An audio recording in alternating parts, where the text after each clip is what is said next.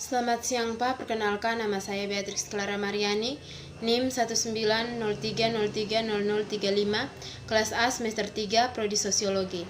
Baik, di sini saya akan mempresentasikan hasil ujian akhir semester mata kuliah Metode Penelitian Sosial dengan judul Penelitian Sosial. Pertama, paradigma penelitian sosial. Kuhn dan paradigma ilmu pengetahuan. Gagasan tentang paradigma memiliki asal-usul kuno dalam sejarah pemikiran filosofis. Dulu digunakan oleh Plato berarti model dan oleh Aristoteles berarti contoh. Di ilmu pengetahuan sosial, penggunaan telah dikacaukan oleh berbagai arti yang berbeda. Reorientasi dalam disiplin terjadi yang terdiri dari perpindahan dari jaringan konseptual yang dilalui oleh ilmuwan melihat dunia. Konseptual jaringan adalah apa yang disebutkan sebagai paradigma. Tanpa paradigma, ilmu tidak mempunyai orientasi dan kriteria pemilihan semua masalah, semua metode, semua teknik sama legitimati. Sebaliknya, paradigma tersebut merupakan panduan dalam mempelajari paradigma. Ilmuwan memperoleh teori, metode, dan standar bersama-sama, biasanya dalam campuran yang tak terpisahkan.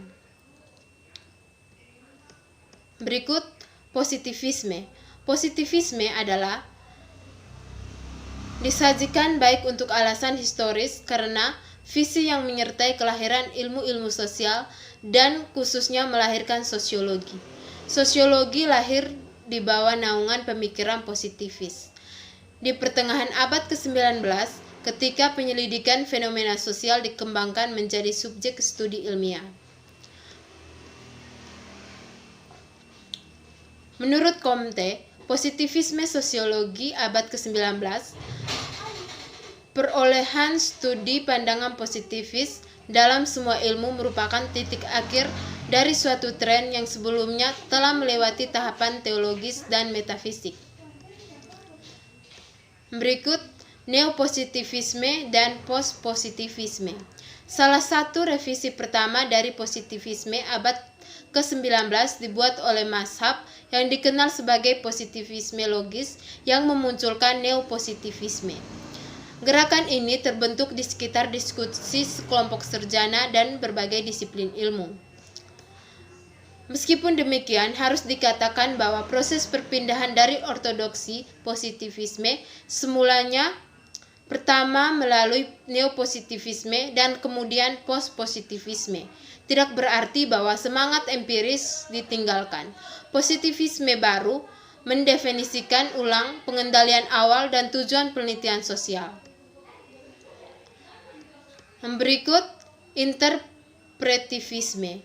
Menurut interpretivisme, terdapat perbedaan epistemologi yang mendasar antara ilmu sosial dan ilmu alam. Perspektif ini berpendapat bahwa realitas sosial tidak bisa begitu saja diamati, melainkan perlu ditafsirkan. Dalam ilmu pengetahuan alam, objek kajian terdiri dari realitas yang berbeda di luar penelitian dan tetap demikian selama penelitian berlangsung. Dengan demikian, pengetahuan berbentuk penjelasan. Yang berikut, penelitian kuantitatif dan kualitatif. Paradigma neopositivisme, analisis sekunder Sampson dan Laub terhadap data survei mengenai kenakalan remaja merupakan contoh penelitian kuantitatif.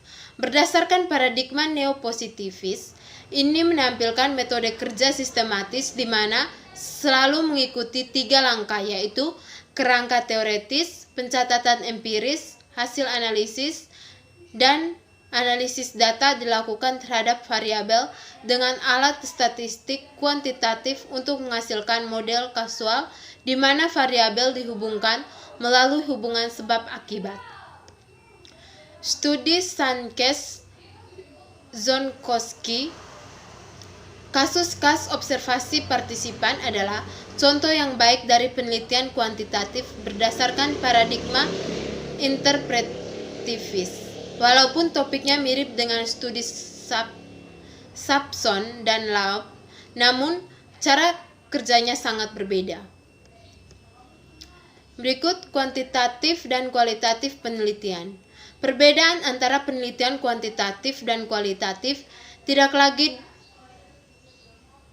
dalam hal premis filosofis dan epistemologisnya, tetapi dari penerapan konkretnya pada penelitian dapat dipahami dengan memeriksa bagaimana mereka mengembangkan 4 tahap dasar penelitian empiris, yaitu perencanaan, pengumpulan data, analisis data, dan ruang lingkup temuan. Pertama, perencanaan penelitian. Perbedaan antara penelitian kuantitatif dan kualitatif bergantung pada fakta bahwa penelitian pertama bergantung pada desain struktur dan yang telah ditentukan sebelumnya berdasarkan hipotesis yang diambil dari teori. Sedangkan yang kedua bertumpu pada rencana kedua yang terbuka dan interaktif. Yang kedua, pengumpulan data. Penelitian kuantitatif biasanya berhubungan dengan sampel representatif dari alam semesta, target dan tujuan untuk membangun matriks data, yaitu pengumpulan data yang dikumpulkan dalam format standar yang sama untuk semua kasus. Penelitian kuantitatif tidak membahas masalah standarisasi dan keterwakilan, dan lebih memilih menangani kasus-kasus tertentu dengan cara yang berbeda sesuai dengan revolusinya. Yang ketiga, analisis data.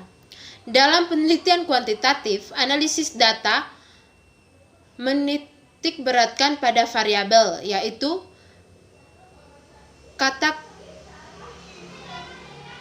karakteristik kasus yang diperiksa dengan prosedur matematis dan alat statistik. Di sisi lain, dalam penelitian kualitatif, analisis berfokus pada subjek yang dipertimbangkan secara keseluruhan dan upaya untuk mencapai pemahaman tentang subjek ini daripada mengidentifikasi hubungan antar variabel. Yang keempat, cakupan temuan. Dalam tujuan penelitian kuantitatif adalah untuk menghasilkan generalisasi, yaitu sintesis yang diterapkan pada tingkat konseptual yang lebih tinggi, abstrak seperti hubungan sebab akibat antar variabel, dan dalam bidang yang lebih luas seperti masyarakat lain, berbeda dari yang benar-benar dipelajari. Secara umum, penelitian kuantitatif atau kualitatif kurang tertarik pada generalisasi temuan yang lebih memperhatikan ciri-ciri khusus situasi sosial di mana penelitian dilakukan. Yang berikut, dari teori ke hipotesis. Istilah konsep mengarah pada konsep semantik atau makna dan tanda-tanda linguistik dan gambaran mental. Arti etimologisnya bahwa dari bahasa Latin menunjukkan baik tindakan memesan yang beraneka ragam dari suatu pemikiran dan tindakan mengabstraksi makna universal dan imperisi. Berikut variabel. Variabel adalah konsep yang dioperasionalkan, lebih tepatnya itu adalah properti yang dioperasionalkan dari suatu objek. Dalam konsep itu, untuk mengoperasionalkan harus dirujuk ke objek dan menjadi properti objek itu. Berikut nominal, ordinal, dan interval variabel. Variabel dikelompokkan menjadi 3 kelas, yaitu nominal, ordinal, dan interval. Ketika properti yang akan direkam mengambil status diskrit yang tidak dapat dipesan, ia memiliki variabel nominal. Dalam hal ini, operasionalisasi yang memungkinkan untuk meneruskan dari properti ke variabel didasarkan pada klasifikasi. Satu-satunya hubungan yang dapat kita bangun di antara kategori variabel nominal adalah persamaan dan ketidaksamaan. Berikut, variabel interval dapat diperoleh dengan menerapkan 2 prosedur operasionalisasi dasar pada properti pengukuran dan penghitungan. Ketika properti mengasumsikan status diskrit, yang dapat diatur ketika memiliki variabel ordinal. Prosedur yang digunakan untuk mengoperasikan properti didasarkan pada penugasan ke kategori yang dipesan atau pemesanan. Berikut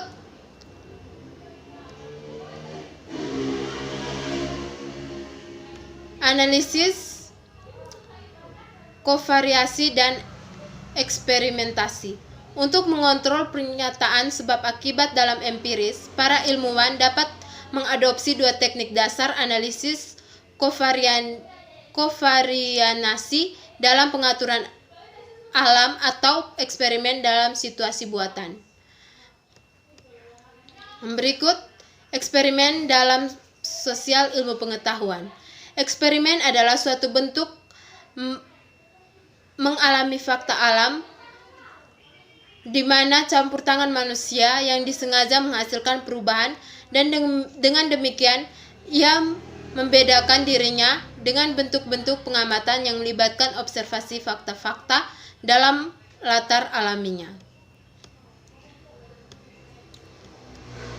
Berikut survei.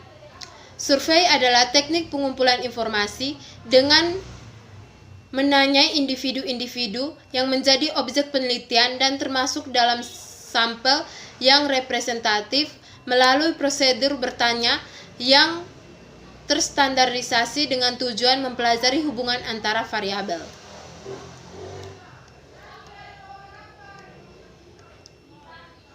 Yang berikut mengatur pengumpulan data. Pengumpulan data biasanya didahului dengan kegiatan wawancara, eksplorasi, pendahuluan, pengujian kuesioner, penelitian wawancara. Setelah kerja lapangan dimulai, kontak awal dan subjek wawancara. Analisis sekunder dilakukan terhadap survei yang telah dikumpulkan sebelumnya yang tersedia dalam bentuk matriks dan data asli. Oleh karena itu, ini melibatkan analisis ulang file yang ada sebelumnya. Saat ini analisis sekunder sebagian besar diklasifikasi oleh perkembangan teknologi informasi dan pembentukan arsip data. Demikian yang bisa saya jelaskan. Sekian dan terima kasih.